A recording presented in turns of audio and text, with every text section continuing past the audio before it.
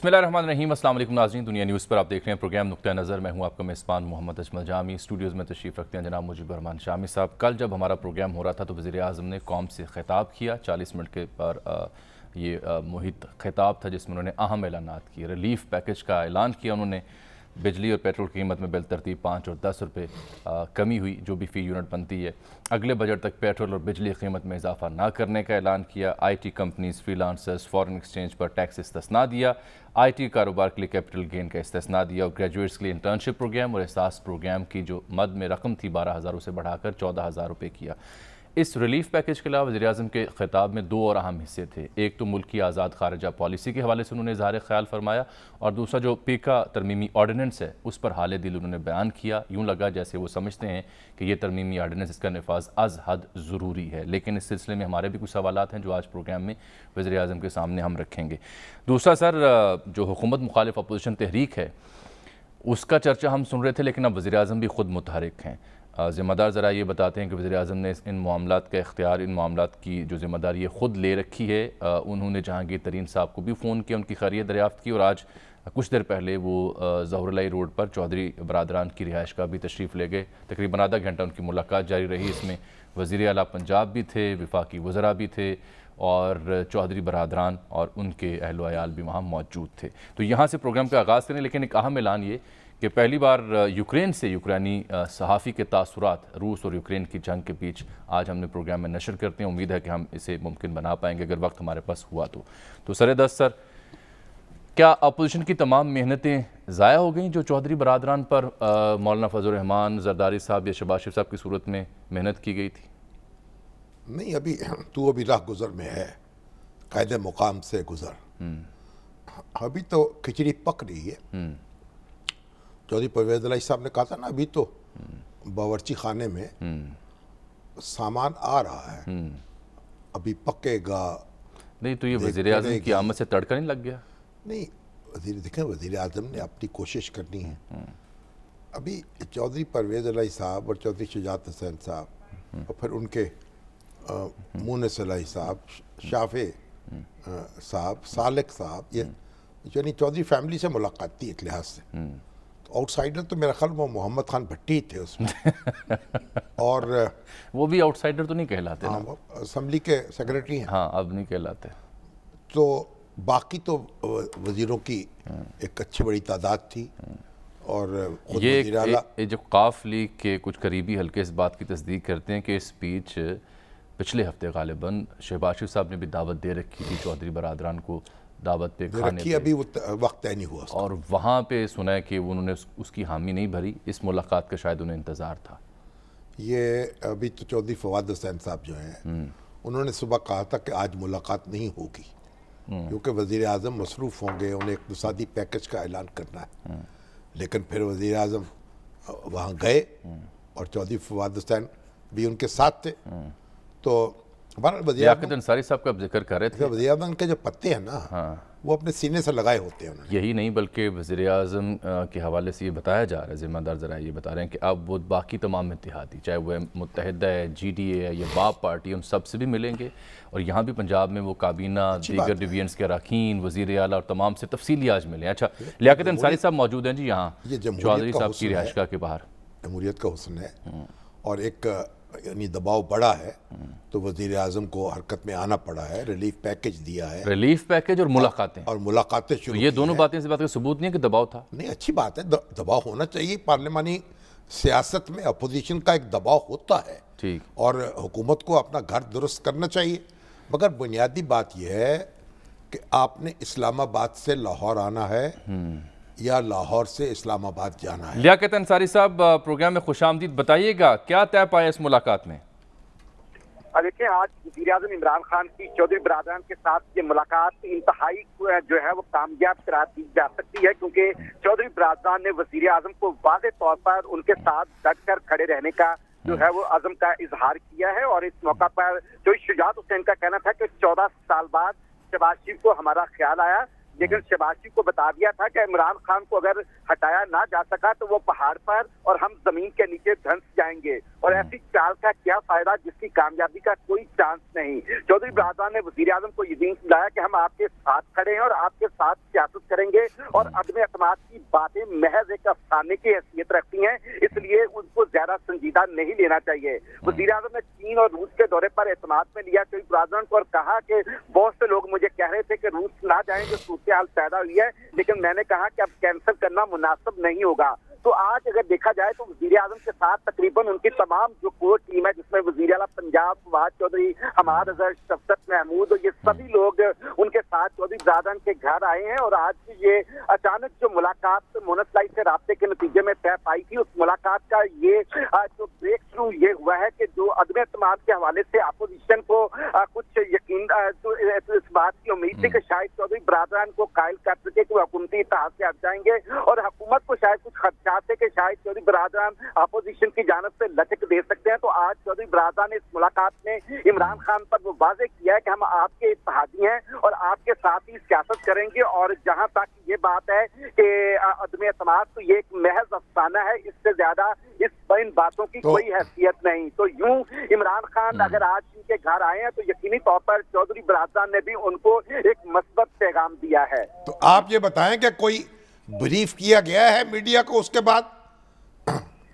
देखिए, जो मैं आपको जिस बात का आपसे इजहार कर रहा हूँ, ये दोनों तरफ से इंडोर्स बात है। हुकूमती हल्कों ने भी इस बात को इंडोर्स किया है और काफली की जानिब से भी इस बात को इंडोर्स किया गया कि आज प्राइम मिनिस्टर की इस मुलाकात में जो है ये बातें हुई हैं, और चौधरी बरदरान ने इस अज़म का इजहार किया है। कोई बयान नहीं दिया गया, कोई बयान नहीं दिया गया, कोई नहीं जारी किया। अच्छा, खुसर फुसर हुई है आपसे। ठीक, बहुत शुक्रिया लियाकत अंसारी साहब। ये लियाकत अंसारी साहब की खबर है जी। और बुनियादी बात ये बात देखिए ना, पहले तो मोनिस इलाही साहब और प्राइम मिनिस्टर के बीच दूरी थी, फिर वो कुर्बत में बदली, फिर शनासाई हुई और बहुत मोहब्बत होगी एक दूसरे से। अब वही जो मोहब्बत है वो खींच के ले आई है दूर दूर खान साहब को चौधरी बरदरान की रिहाइशगाह पर। बड़ी एक बुनियादी बात है, मैं आपसे अर्ज करूं, जब तक मुस्तकबिल का नक्शा वाज़ेह नहीं होता अपोजिशन की जानिब से, उस वक्त तक कोई इत्तेहादी जो है हुकूमत के उसमें अपना कंधा पेश नहीं कर सकते। बिल्कुल ठीक, ये बड़ी बुनियादी बात है। मैं अव्वल रोज से ये बात अर्ज कर रहा हूं, आपने रिपीट की। और एक बात मैं और अर्ज करूं, फरमाइए। देखें, जब नादर शाह ने दिल्ली फतह की तो उसके बाद उनको हाथी पेश किया गया सवारी के लिए। तो जाहिर है कि वहाँ तो अफगानिस्तान में तो हाथी उस तरह नहीं होते। सही। तो वो कवि हैकल जो जानवर था उनके सामने पेश किया गया, हुजूर सवारी कर आपके लिए हाजिर है। तो वो उस पर बैठ गए और पूछा इसकी लगाम कहाँ है। उन्होंने कहा इसकी लगाम उसके पास होती है जो आगे बैठा होता है। बिल्कुल। उन्होंने कहा इसको बैठाओ वापस। जिस सवारी की लगाम जो है वो मेरे हाथ में, दूसरों के हाथ में हो, बादशाह उस सवारी पर नहीं बैठते। क्या बात है।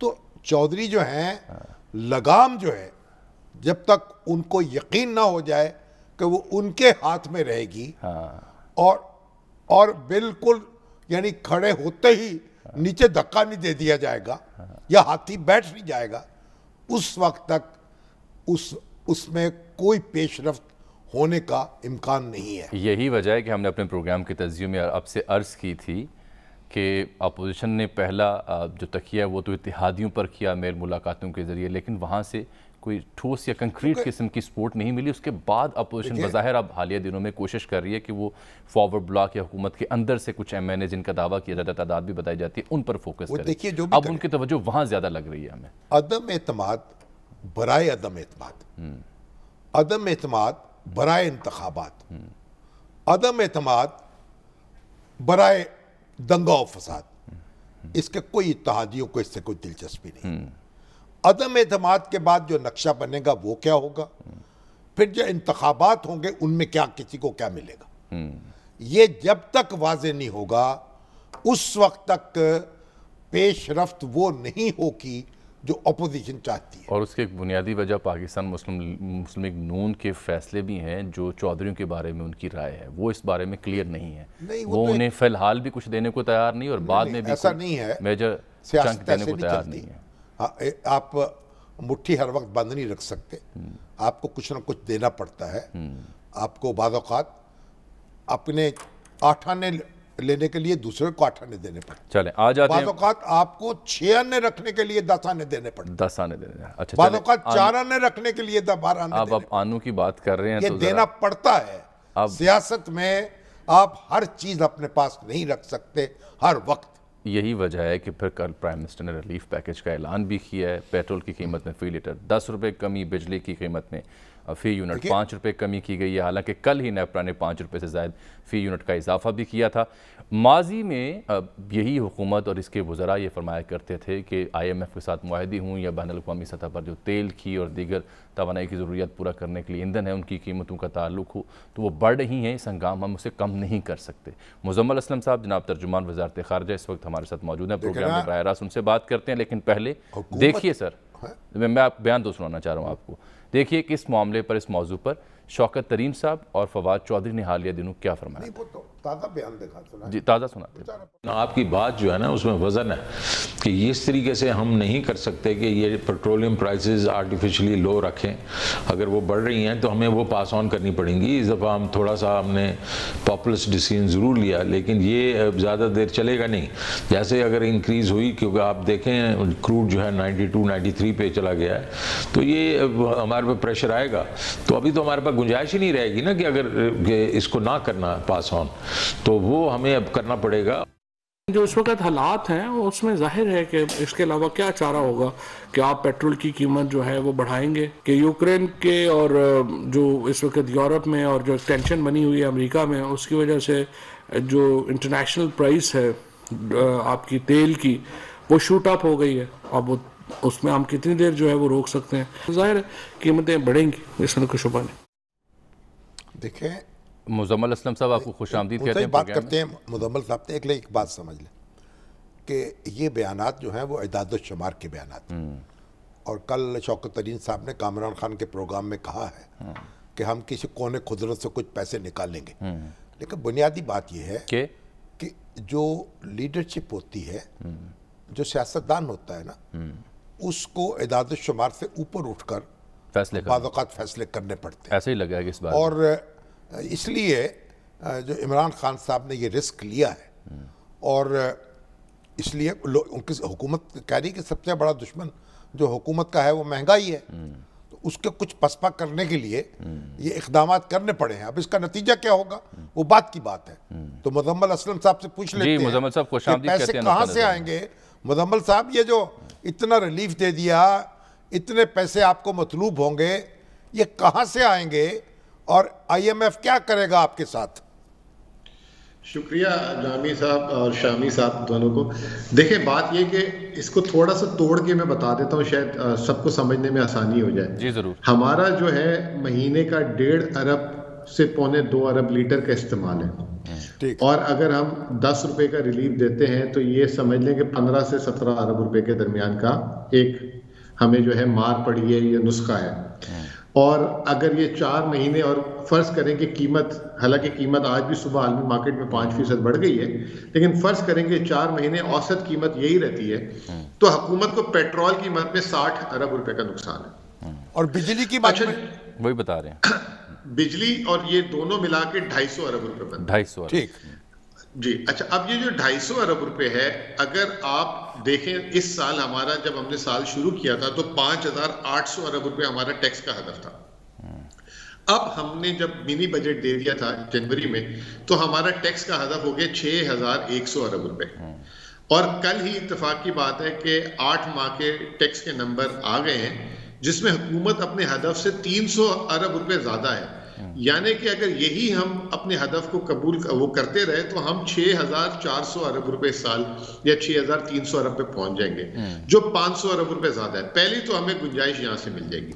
वह 500 अरब रुपया आपके पास उड़ाने के लिए मौजूद है या लगाने के लिए? उड़ाने के लिए तो नहीं कहेंगे, ये तो जरा सा लगाने के लिए बनवाएंगे मुझे भी। हाँ, लगाने के लिए, अवाम को वापस देने के लिए, लौटाने के लिए ये कह लें अवाम। ठीक है। अच्छा, अब ये जो है, ये तो एक सूरत हाल है। दूसरी सूरत हाल हमारे पास ये है कि IMF ने हमें 1.4 अरब डॉलर आज से 1 साल पहले दिए थे कोरोना की मद में। اس کا بھی کچھ حصہ ابھی بھی غیر استعمال شدہ حکومت کے پڑا ہوا ہے، تو کچھ پیسے وہاں سے ہم خرچ کر دیں گے۔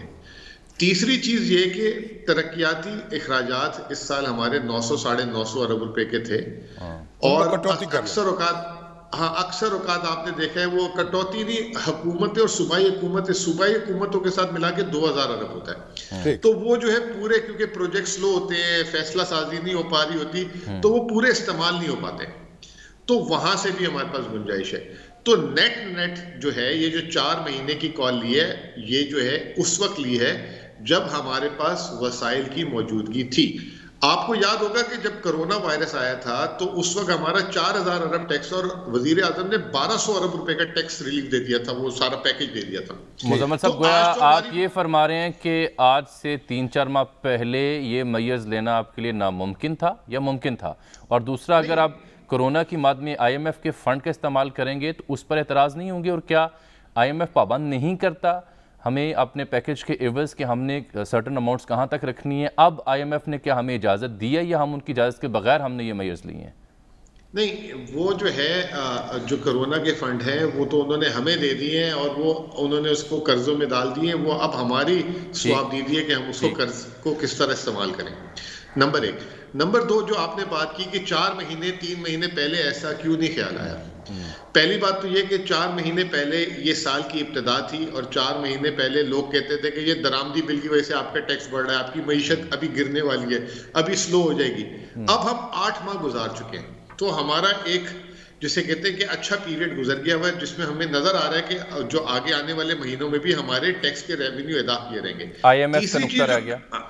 ہاں، میں وہ بھی آ رہا ہوں اور اس پہ بھی آ رہا ہوں۔ تیسری چیز کل وزیر اعظم نے کہا تھا کہ ہمارا خیال تھا کہ فروری مارچ تک سردیوں میں یہ قیمتیں نیچے آ جائیں گی پیٹرول کی، لیکن یہ یوکرین کی اس نے زندہ کر دی اور صرف جنوری سے اب تک 32% قیمتیں بڑھ گئی۔ تو یہ ایک ٹیمپریری ونڈو دیکھ رہے ہیں وزیر اعظم اور ہم سارے کہ یہ 3-4 مہینے میں پیٹرول کی قیمتیں نیچے آنی چاہیے ان پرنسپل۔ اب رہ گیا آئی ایم ایف کا نقطہ۔ آئی ایم ایف کو دیکھیں جی، آئی ایم ایف کا 6واں ریویو ختم ہو گیا، 7واں ریویو آنا ہے مارچ اپریل میں۔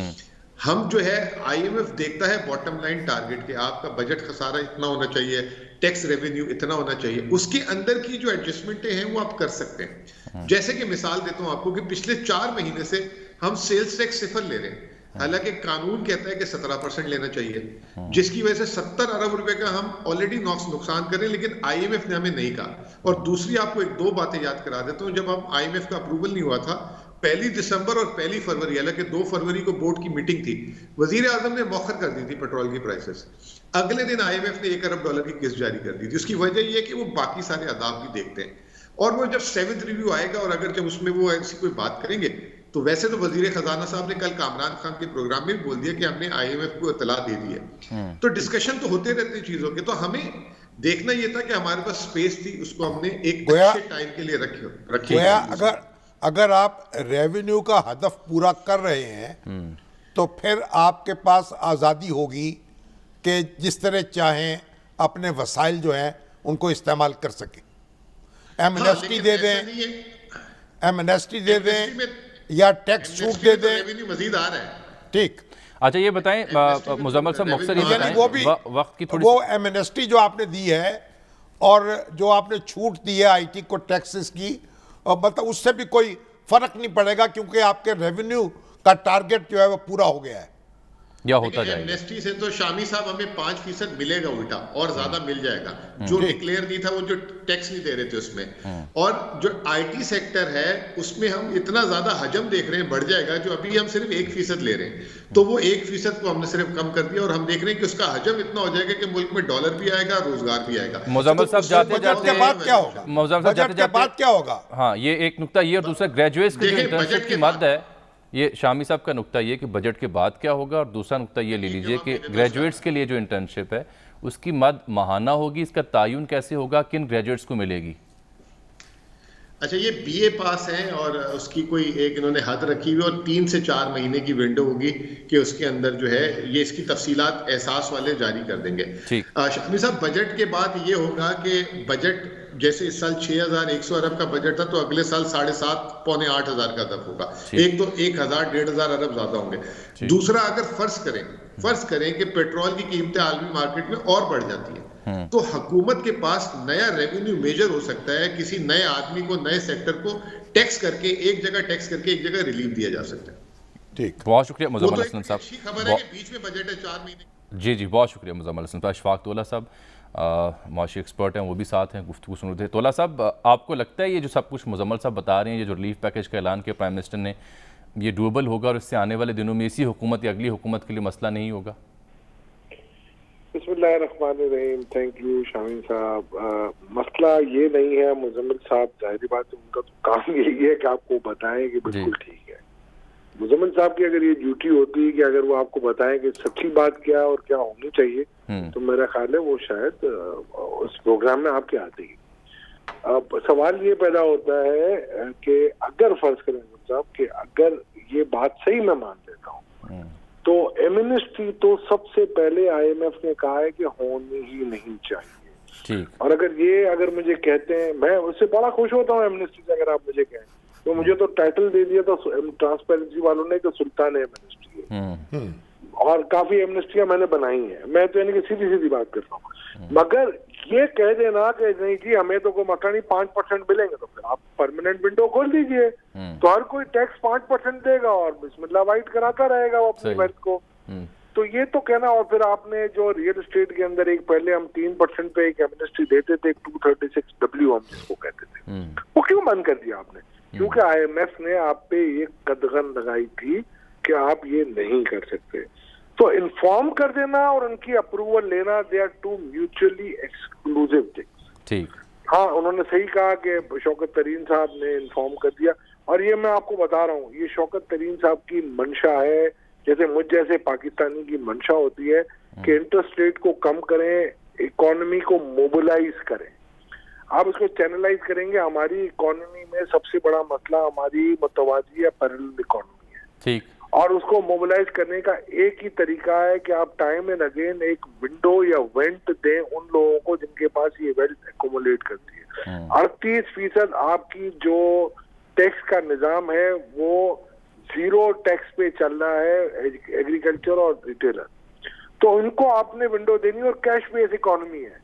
نہ آپ ایگریکلچر لابی کو کوئی ٹیکس لگا سکتے ہیں, نہ آپ ریٹیلر کی لابی کو کوئی ٹیکس. تو گویا آپ اس ایمنسٹی کو سپورٹ کر رہے ہیں. دیکھیں میں نے ہمیشہ اس چیز کو سپورٹ کیا ہے جو اس ملک کے لوگوں کے لیے اچھی ہو. مگر میں سپورٹ کروں یا نہ کروں, مگر جو ہم نے یہ وعدے وعید کیے ہیں آئی ایم ایف سے شامی صاحب, یہ اس کے بالکل خلاف ہے, اس کے بالکل متوازی ہے.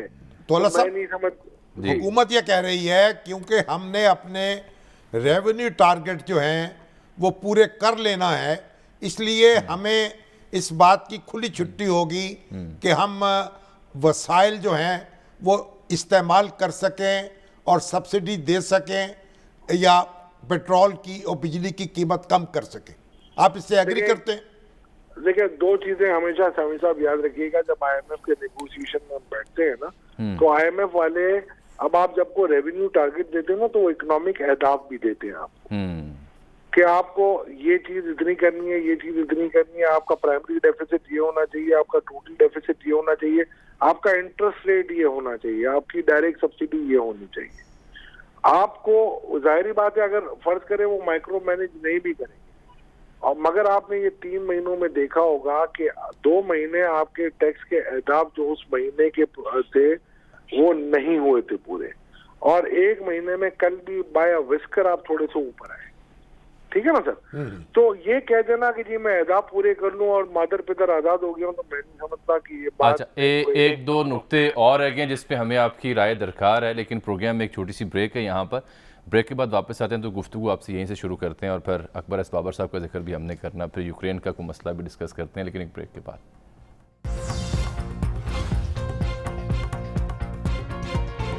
ناظرین, پیکا ترمیمی آرڈیننس وزیر اعظم کا اعلان اور اس پر ہونے والی تنقید, یہ کل کے پروگرام تک اٹھا رکھتے ہیں. پھر یوکرین کا محاذ آج آپ کو براہ راست دکھانا تھا, اس موضوع کو بھی کل تک اٹھا رکھتے ہیں, کیونکہ ایک اور اہم خبر آج یہ تھی کہ ہمارے میڈیا آرگنائزیشنز کا وفد ملا چودھری پرویز علیہ صاحب جی, اور انہوں نے بھی پیکا آرڈیننس کے بارے میں جی اتحادی بھی ایم کیو ایم ہو یا کا یقین دلایا. ٹھیک, तो इस पर कल तफसील से बात कर लें सर। अच्छा, वो नवाज मलिक साहब ने कहा है कि भाई हाथी से उतरने के लिए उसे बैठाया नहीं जाता। अच्छा, हाथी खड़ा रहता है, खड़े खड़े ही आदमी को उतरना पड़ता है। अच्छा, हमारी ये ऐसा भी होता होगा, हमारी तला तो कुछ और। तो ना हाथी पे बैठे हैं ना उतरे हैं। ठीक।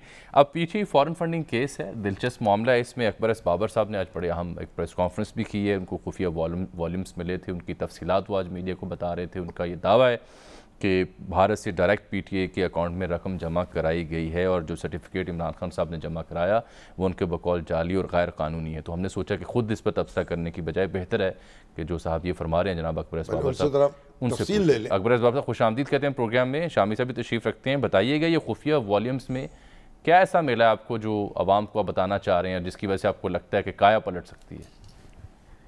बिस्मिल्लाह, बहुत शुक्रिया।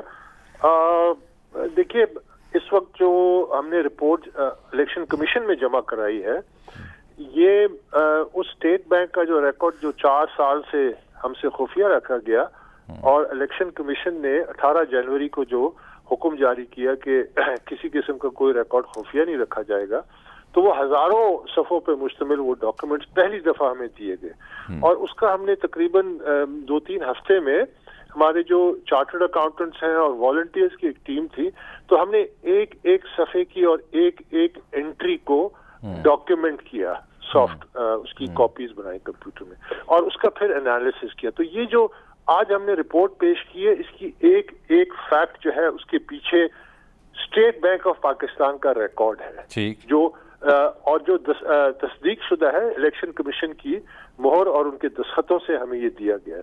तो वो जो रिकॉर्ड है वो ये शो करता है कि बेसिकली वो तस्दीक करता है उन तमाम इल्जामात की जो मैं पहले दिन से लगा रहा था, जिसमें ये था कि बैंक अकाउंट्स को कंसील किया गया, बैंक अकाउंट छुपाए गए। हर साल इमरान खान यानी पीटीआई के चेयरमैन के दस्तखतों से जो सर्टिफिकेट इलेक्शन कमीशन में जमा कराया गया वो गलत था, मिस डिक्लेरेशन थी और ये बहुत संगीन मामला है। यानी अकाउंट्स कंसील किए गए, फॉरेन फंडिंग $7.3 मिलियन की, जिसमें एक ऑफशोर कंपनी है जिसका डायरेक्ट पैसा आया है पीटीआई के यूबीएल अकाउंट्स में 2.1 मिलियन आइडेंटिफाई हुआ। भारतीय नजाद एक खातून है, डायरेक्ट उनका नाम मेंशन्ड है पीटीआई की बैंक स्टेटमेंट्स के अंदर। तो ये अकबर बाबर के दावे नहीं है, ये उन बैंक स्टेटमेंट्स के अंदर जो एंट्रीज मौजूद हैं जिसको हमने डॉक्यूमेंट किया, उससे हमने ये तमाम एविडेंस लिया और 0.8 बिलियन रुपीस जो गैर कानूनी फंडिंग यानी without source and details cash, bank Islami में 1.6 मिलियन की without source and details, PTI के जो कसब बैंक के अकाउंट वहां से आए उससे पैसा है, उसमें एक एक एंट्री को चेक किया और ये सारे फैक्ट्स निकले। तो फैक्ट्स क्या है कि कंसीलमेंट ऑफ बैंक अकाउंट्स यानी बैंक अकाउंट छुपाए गए, जो इमरान खान साहब ने सर्टिफिकेट दिया इलेक्शन कमीशन को हर साल, वो मिस डिक्लेरेशन थी, वो रियल नहीं था, वो फेक था, क्योंकि उसमें वो तमाम चीजों की निशानदेही नहीं की गई। गैर कानूनी फंडिंग हुई, फॉरेन कंपनी से हुई, 340 से ज्यादा 349 फॉरेन कंपनी सिर्फ अमेरिका में उन्होंने पीटीआई को फंड दिया। इसके अलावा जो मैंने आपको बताया कि एक ऑफशोर कंपनी जो बाहर रजिस्टर्ड है उससे सिर्फ एक कंपनी से $2.1 मिलियन आया। उसके अलावा रुपए में जो पैसा है जो जिसकी कोई सोर्स एंड डिटेल्स नहीं है।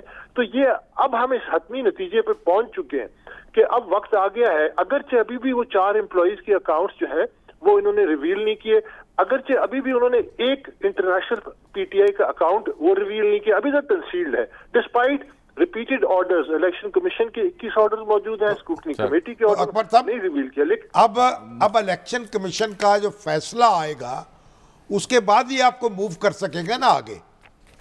देखिए, इलेक्शन कमीशन के हमारे नजदीक अभी भी वो पीटीआई दरख्वास्तें डाल रहे हैं, फ्रिवलस जो पहले भी डाल चुके हैं।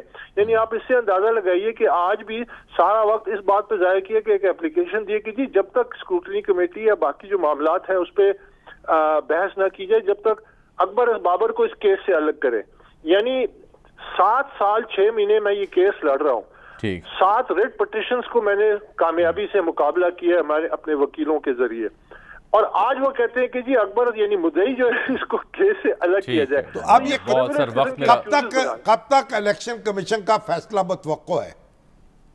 دیکھیے میری نظر میں تو اب یہ جو انصاف کے ساتھ مذاق کیا جا رہا ہے کہ درخواستیں ڈال کے اس فیصلے کو ملتوی کرنے کی کوشش ہے، میں سمجھتا ہوں کہ اب فیصلے کا وقت بہت قریب ہے اور یہ اب الیکشن کمیشن کی سوابدید ہے، کیونکہ ہماری طرف سے ہم نے تمام ایویڈنسز جو اسٹیٹ بینک سے آئے تھے اس کو اسکروٹنائز کر کے جیسے میں نے کہا اس کو سبمٹ کر دیا ہے۔ بہت شکریہ اکبر یہ آنکھ تو پھر اب الیکشن کمیشن پر لگ جانی چاہیے۔ بالکل، ایک بریک ناظرین یہاں پروگرام میں۔ ناظرین اس کے ساتھ ہی آج کے پروگرام کا وقت یہاں ختم ہوتا ہے، آپ سے ملاقات ہوگی کل، تب تک کے لیے اجازت دیجیے، اللہ حافظ۔